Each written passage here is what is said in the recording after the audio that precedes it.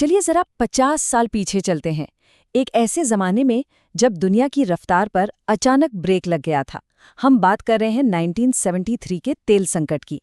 अब ये सिर्फ इतिहास की कोई पुरानी बात नहीं है, नहीं, ये एक ऐसी कहानी है ना जिसमें आज के लिए हमारे लिए बहुत बड़े सबक छिपे हैं। तो चलिए इस पूरे मामले को जरा और गहराई से समझते हैं। अच्छा, तो इस संकट को ठीक से समझने के लिए हमें पहले 1970 के दशक के अमेरिका में झांकना होगा। सोचिए, एक ऐसा वक्त जब पेट्रोल इतना सस्ता था कि कोई इसकी परवाह नहीं करता था, और ये बेफिक्री ना उस दौर की गाड़ियों में साफ दिखती थी। हाँ, तो इन गाड़ियों को कहते थे लैंड यॉट्स, मतलब जमीन पर तैरते हुए जहाज। और ये नाम कोई मजाक नहीं था, बिल्कुल सटीक था। ये गाड़ियां इतनी इतनी विशाल होती थीं कि कभी-कभी तो एक छोटे ट्रक जितनी जगह ले लेती थी।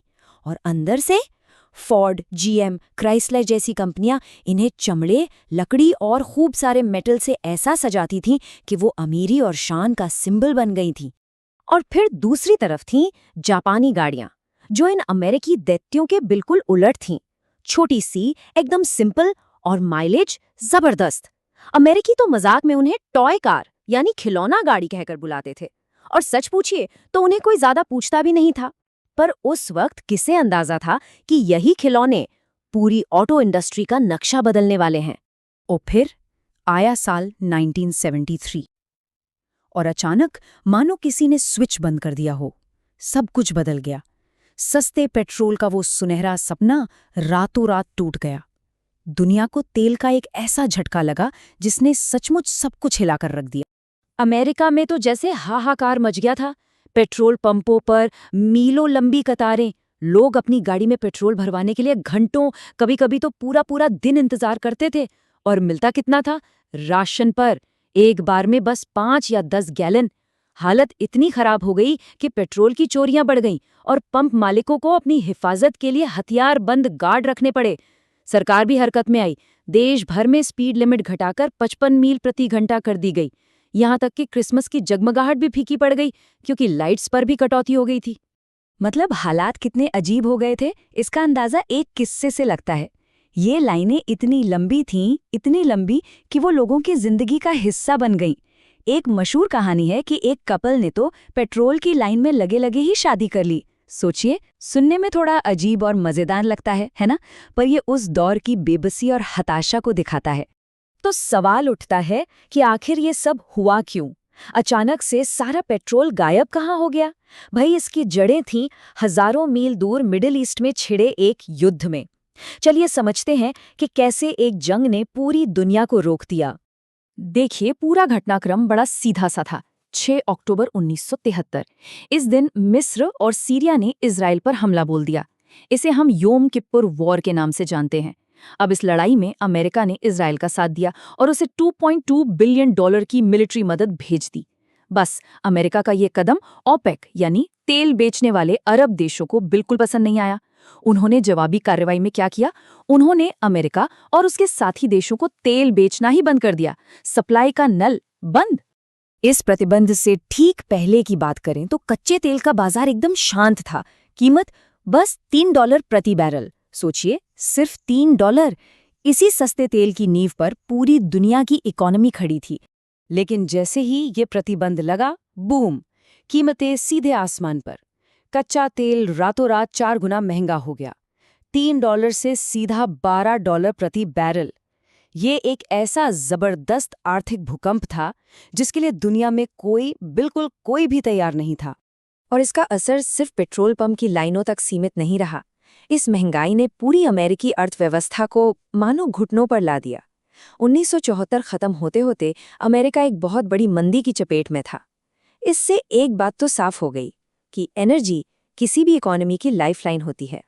तो अब आते हैं आज के दौर पर। जब हम मिडिल ईस्ट में फिर से टेंशन देखते हैं, तेल की कीमतों को ऊपर नीचे होते देखते हैं, तो दिमाग में एक ही सवाल आता है, क्या इतिहास खुद को दोहरा रहा है? क्या हम फिर से 1973 जैसे किसी संकट की तरफ बढ़ रहे हैं? चलिए जरा उस वक्त और आज के हालात का एक कंपैरिजन करते हैं। अगर हम 1973 की बात करें तो दुनिया की तेल सप्लाई की चाबी कुछ ही देशों के हाथ में थी। ओपेक का मार्केट पर ऐसा कंट्रोल था मानो वो तेल के बाजार के बॉस हों। उनका एक फैसला और दुनिया भर की सप्लाई पर ब्रेक लग जाता था। बहुत ताकत थी उनके पास। और अब आज की तस्वीर देखिए, पूरी तरह से बदली हुई। आज दुनिया का सबसे बड़ा तेल प्रोड्यूसर कौन है? अमेरिका। उसके पीछे हैं सऊदी अरब, रूस, कनाडा और भी कई देश। मतलब साफ है, तेल का खेल अब किसी एक के हाथ में नहीं है। प्रोडक्शन कई खिलाड़ियों में बंट चुका है। तो वैसा कंट्रोल जैसा 1973 में ओपेक के पास था, अब किसी एक गुट के पास नहीं है। और सिर्फ सप्लाई ही नहीं, कीमतों में आए झटके के साइज में भी जमीन आसमान का फर्क है। 1973 में कीमतें 400% बढ़ी थी, 400%। हाल के सालों में हमने कीमतों को $70 से $100 तक जाते देखा है। ये करीब 43% का उछाल है। हाँ, ये महसूस होता है, हमारी जेब पर असर डालता है, लेकिन ये 1973 के उस भूचाल के सामने कुछ भी नहीं है। तो फिर इन सब बातों का मतलब क्या है? क्या हम ये कह सकते हैं कि हम आज ज्यादा सुरक्षित हैं? क्या 1973 के उस बड़े संकट से हमने जो सबक सीखे वो आज हमारे काम आ रहे हैं? हाँ, काफी हद तक। आज की दुनिया 1973 के मुकाबले यकीनन ज्यादा मजबूत है।